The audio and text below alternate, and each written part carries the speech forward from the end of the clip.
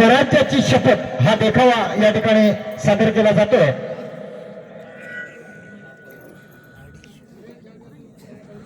बराच वेळ झाला महाराज अजून आले नाहीत.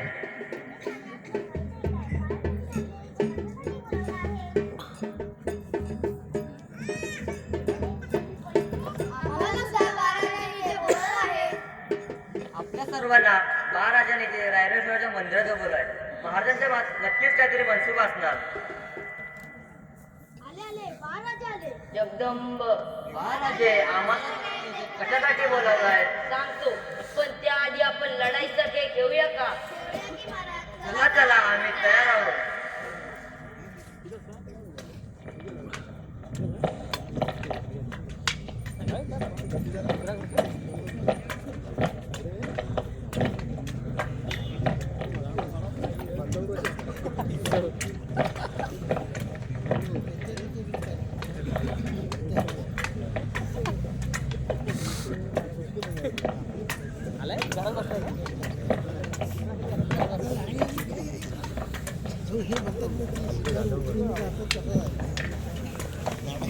थांबा. काय झालं राजे? गड्यानो, आज मी तुम्हाला माझ्या मनातील गोष्ट सांगू का? सांगा सांगा महाराज. गड्यानो, आज मी तुम्हाला इथे एका विशेष कारणासाठी बोलवलंय. आजवर आपण एकत्र खेळलो फिरलो, पण आता खेळायची वेळ संपलेली आहे. राजे तुमचे डोळे काहीतरी वेगळंच सांगतायत. तुमच्या मनात काय चाललंय सांगा आम्हाला. आमची तलवार तुमच्या एका शब्दासाठी आसुसलेली आहे. आमचे वडील शहाजीराजे विजापूरचे सरदार आहेत. त्यांच्या हुकमाने आम्ही या पुण्याच्या जहागिरीचा कारभार सांभाळत आहोत. हो की राजे, महासाहेबांनी तुम्ही या पुण्याचं गोकुळ केलं. पण गड्यानो, यात आम्हाला मुळीच आनंद नाही. सुलतानाची वतनदारी ही परकीयांची गुलामगिरीच आहे. त्यांचे युद्ध चालत असतात. त्या युद्धात आपली लोके मारली जातात. कुटुंब देशदडी लागतात. आपले मुलुकच्या मुलुक उद्ध्वस्त होतात. हे आपण किती दिवस सहन करायचे? दुसऱ्यांसाठी किती दिवस राबायचे? सांगा गड्यानो, सांगा. राजे, तुम्ही फक्त आदेश द्या. तुमच्यासाठी आम्ही आमचे प्राणीपणाला लावायला तयार आहोत. मग काय करायचं महाराज? बोला राजे बोला, आपल्या मनाने सांगा. गड्यानो, आपण आपलं राज्य निर्माण करायचं. स्वराज्य, हिंदवी स्वराज्य. हिंदवी स्वराज्य? होय, हिंदवी स्वराज्य. परकीयांची गुलामगिरी नसलेलं स्वराज्य. प्रत्येक माणसाला स्वाभिमान शिकवणारे स्वराज्य. आपल्या आया बहिणींच्या अब्रूला संरक्षण देणारे स्वराज्य. अवघ्या मराठी मुलखाला आणि मराठी माणसाला एका ध्वजाखाली एकत्र ठेवणारे स्वराज्य. पण राजे, आपण तर छोटे आहोत. शत्रूचे सैन्य अफाट आहे. विजापूर, दिल्ली यांच्याशी आपण कसं लढणार? यसाजी, संख्याबळावरती युद्ध जिंकता येते, पण साम्राज्य उभं करण्यासाठी जिद्द लागते. आपण स्वराज्य निर्माण करायचं. कोण्या एका राजाचं नाही, तर रयतेचं स्वराज्य. हे जगण्यासाठी नाही, तर मरण्यासाठी केलेलं एक धाडस आहे. सांगा, आहे तुमची तयारी? राजे, आम्ही जन्माला आलो ते तुमच्या स्वतःकडे मरायला. ही जमीन आपली, हे पाणी आपलं. मग हुकूम तुमच्या टाका. राजे, तुम्ही फक्त आदेश द्या. चला, या रायरेश्वराला साथ देऊन स्वराज्याची शपथ घेऊया. आम्ही तयार आहोत.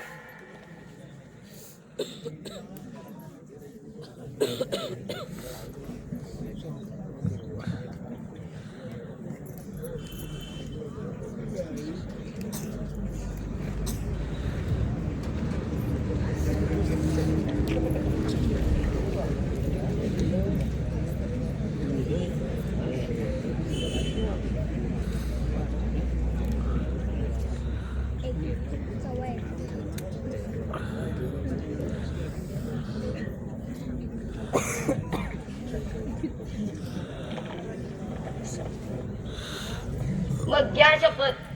या रायरेश्वराला साक्ष देऊन आम्ही अशी शपथ घेतो की आता आमचे एकच ध्येय आहे, हिंदवी स्वराज्याची स्थापना. जोपर्यंत चंद्र सूर्य आहेत तोपर्यंत हे हिंदवी स्वराज्य स्थापन करण्यासाठी आम्ही आमचे सर्वस्व अर्पण करू आणि या भूमीत स्वराज्य नांदू. बोला हर हर महादेव. शपथ शपथ शपथ.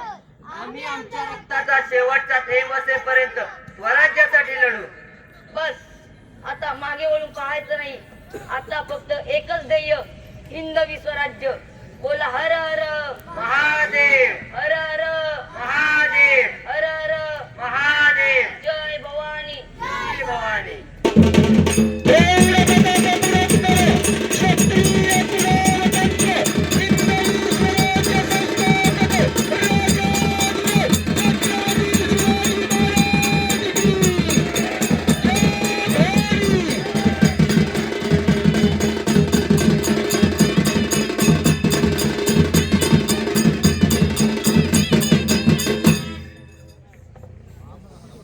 अतिशय सुंदर असा रायडेश्वराच्या मंदिरात बालवयामध्ये छत्रपती शिवाजी महाराजांनी घेतलेली स्वराज्याची शपथ हा देखावा या ठिकाणी चिंचगरी संघाने सादर केलाय. प्रेक्षक जर तुम्हाला हा देखावा भावला असेल तर एकदा खणखणीत टाळ्या होऊन द्या. चला चिंचगरी संघ आपण आता जास्त वेळ न करता आपले पुढच्या 20 मिनिटाचा कार्यक्रम लगेच चालू करायचा आहे. शिमग्याचे दिवस आहेत त्यामुळे प्रत्येकाला होमाची तयारी करायची, पुरणपोळ्यांची तयारी आमच्या माता भगिनींना करायची, सगळं माहिती आहे. म्हणून फक्त 5च निवडक संघांना इथं बोलावलेलं आहे. जास्त वेळ आपला अजिबात घेतला जाणार नाही.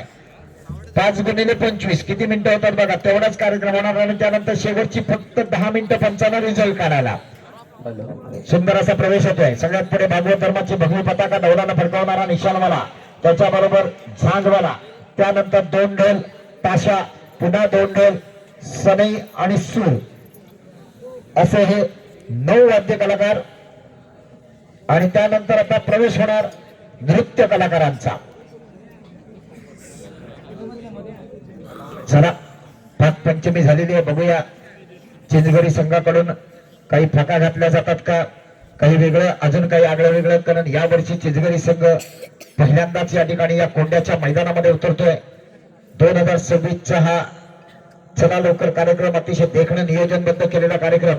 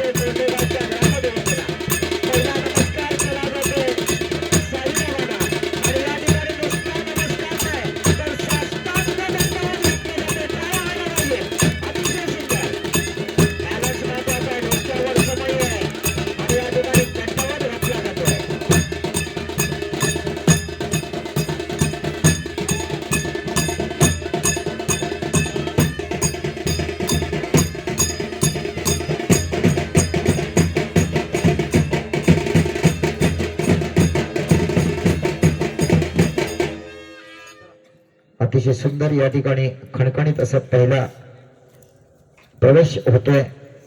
हे सगळे नृत्य कलाकार आहेत, संदेशदादा चाळके आणि त्याचे सगळे सहकारी.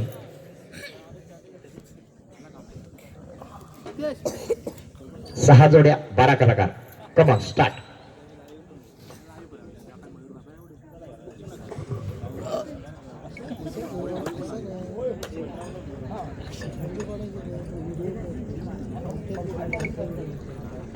ज्या क्षणाला तुम्ही पालखीला स्पर्श करणार त्या क्षणापासून तुमची 20 मिनिटं नोंदवली जाणार.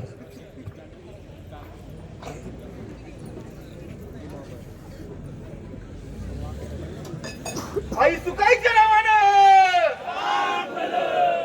अरे कलकीच्या बेटी एक कोंब जन्मला आहा.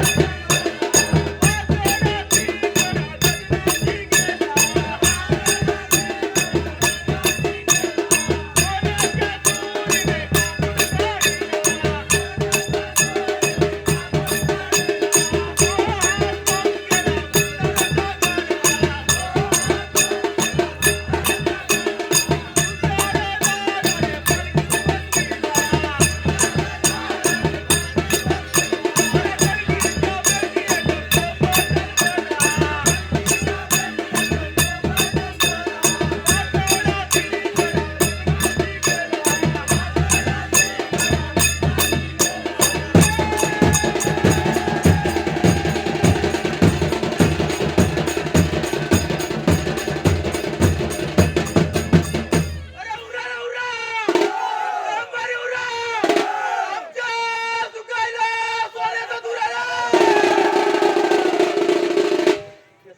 निश्चितच कोकणामध्ये आज प्रत्येक गावागावामध्ये फाग पंचमीच्या दिवशी ज्या होळीला सुरुवात होते त्या पहिल्या होळीपासून या ठिकाणी अशा प्रकारचे फाग घातले जातात. सुरुवातीला असे गायले जातात आणि फाग घातले जातात. ही कोकणची परंपरा आहे.